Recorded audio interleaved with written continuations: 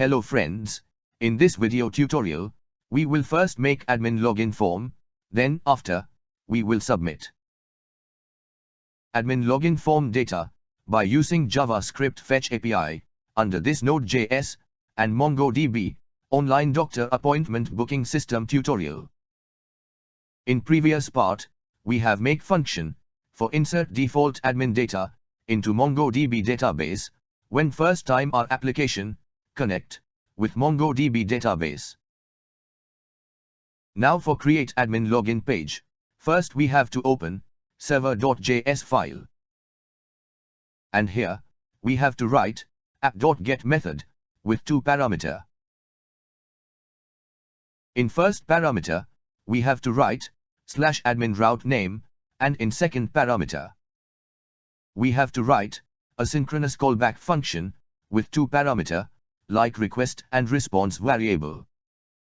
Under this function, we have to write response.sendFile function, and under argument, we have to write directory name global variable plus /admin directory /index.html file. So it will load index.html file in the browser. Now here, we have to create one new directory with name like admin, so here, we have create admin directory. And under this directory, we have to create another file with name like index.html. So under this file, we will make admin login page, and here under this file, first we have paste this HTML code, which will make skeleton of admin login page. And under this code, we have use Bootstrap 5 library, and under this file, we want to create admin login form. So first here, we have to create one span tag with ID attribute is equal to login error, and under this tag, we will display validation error.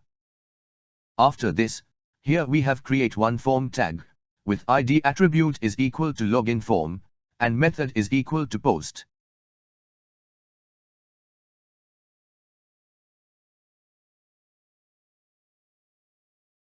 And under this form, first we want to create one input field for enter admin email address details. So here, we have to write input type is equal to email, name attribute is equal to admin email address, and class is equal to form control.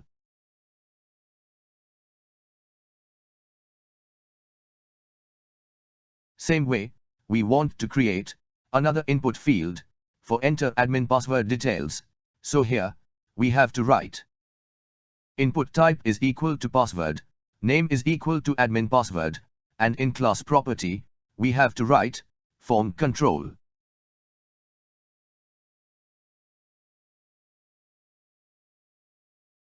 Now for submit login form data, so here, we have to write button type is equal to submit, and class is equal to button primary class, and button text, we have to write login, so by click on this button, admin can submit login form data. So here, our admin login form is ready, and now we have moved to write front-end JavaScript code part. So first, under this JS directory, we have to create one common.js file. And under this file, we will create common function, which we will use under entire application. So here, first we have create one function with name like get element by ID, with argument like element ID variable. Under this function, we have to write return statement with document.getElementById method, and in parameter, we have to write element ID variable, so this function will return property of any element based on ID attribute value.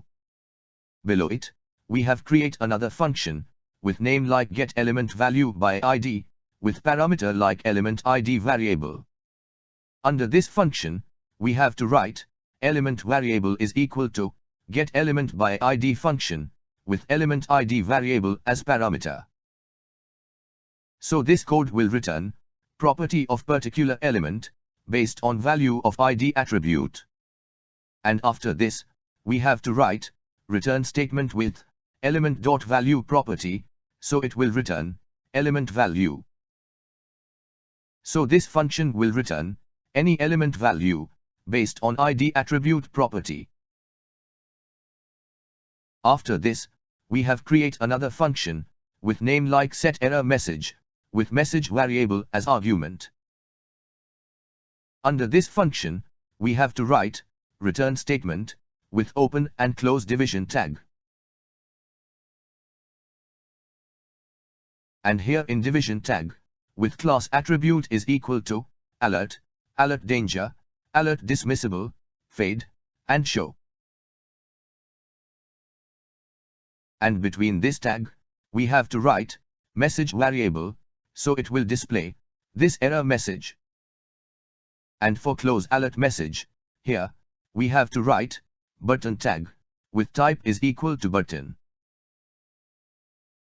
And class attribute is equal to button close, and after this, we have to write database dismiss attribute is equal to alert, and area label property is equal to close, so it will create close button.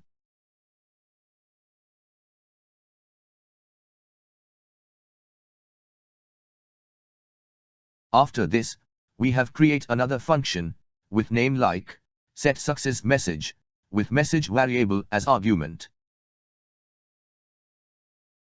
Under this function, we have to write return statement with open and close division tag. And here in division tag, with class attribute is equal to alert, alert success, alert dismissible, fade and show. And between this tag, we have to write message variable, so it will display this error message on web page. And for close alert message, so here, we have to write button tag, with type is equal to button.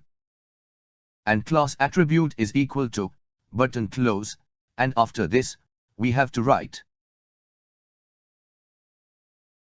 database dismiss attribute is equal to alert, and area label property is equal to close, so it will create close button.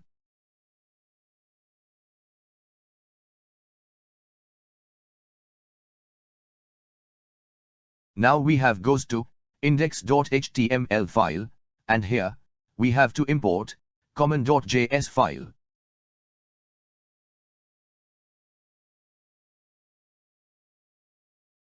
After this, we have create another JavaScript file with name like main.js file. Under this file, we have to write document.addEventListener method with two parameter. In first parameter, we have to write submit event, and in second parameter, we have to write asynchronous callback function with event variable as argument, so this block code will execute when form has been submitted. Under this function, we have to write constant form variable is equal to event.target, so here form property, we have store under this form variable. After this, we have to write event.prevent default method, so it will stop to reload web page. Below this, we have to write if statement, and under condition, we have to write if statement, and under condition, we have to write form variable, and form variable.id is equal to login form.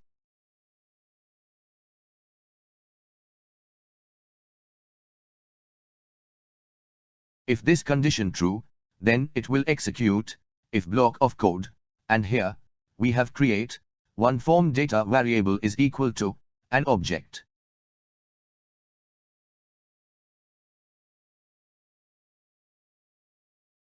In first field, we have to write admin email address, and in value, we have to write get element value by ID function, and in parameter, we have to write ID of input email field, which is an admin email address. In second field, we have to write admin password, and in value, we have to write get element value by ID function, and in parameter, we have to write ID of input password field, which is an admin password. So here, form data has been stored under this form data variable.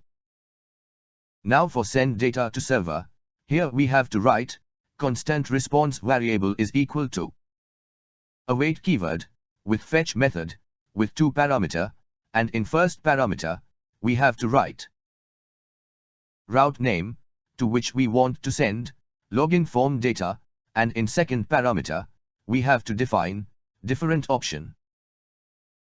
So in first option we have to write method which is set to post, so it will use post method for send data to server.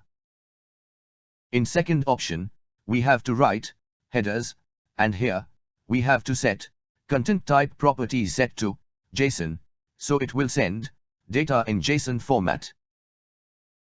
In third option we have to write body, and in value we have to write JSON.stringify function with form data as argument. So it will convert JavaScript object to JSON data and send that data to server. After this, we want to pass response, so here we have to write constant data variable is equal to await keyword with response.json function, which store server response in JSON format under this data variable. Next we want to handle response, so here we have to write if statement, and under condition we have to write data.error. If this condition true, that means there is any error occur, then it will execute if block of code. But before, we have goes to common.js file, and here we have to create another function with name like set element HTML by ID with 2 parameter like element ID variable and element value variable. Under this function we have to write element variable is equal to get element by ID function with element ID variable. So it will return particular element property which we have stored under this element variable. And below this we have to write element.inner HTML property is equal to element value variable. So this function will set inner HTML property of particular element, and now we have goes to script.js file. And here we have to write set element HTML by ID function with 2 parameter. In first parameter we have to write login error, and in second parameter we have to write set error message function, and in argument we have to write data.error variable, so it will display validation error on web page.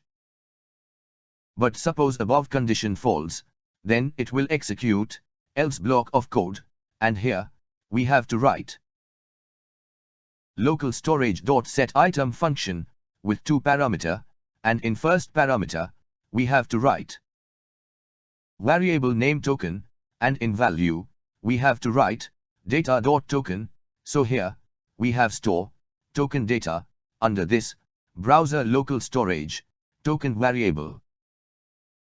And for redirect web page, here we have to write window.location.href property is equal to /admin directory /dashboard route name, so it will redirect web page to this URL.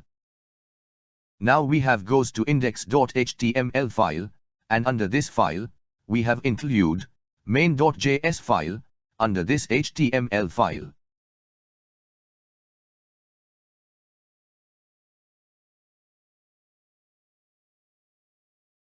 Next, we have goes to server.js file, and here we have to create route for handle admin login form data.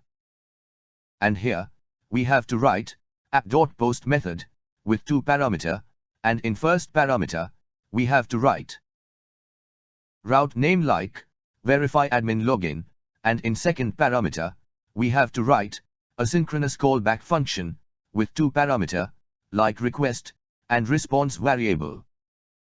And under this function we have to write response.status method with 500 status code.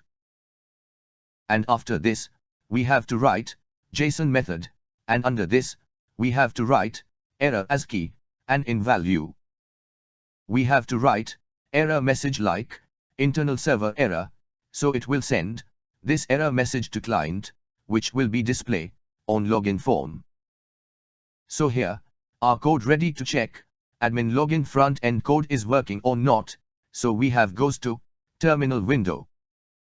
And here, we have to write node server.js command, so it will start node application server. Now here, in browser, we have enter base URL of our node application /admin and press enter. So here, we can see that admin login form has been displayed on web page, and now we want to check this form is working or not. So here, we have directly click on login button, and after click, here we can see that internal server error message has been displayed on above login form, so here our admin login form is working, which has been submit login form data to server, and it has received response from server also. So in this part, we have make admin login form, then after, we have make some vanilla JavaScript function, and after this, we have submit admin login form data by using JavaScript fetch API, and lastly we have write server script for send response from server to client, and in next part, we will show you how to validate login form data, and then after, display validation error on web page, so we will be meet in next part.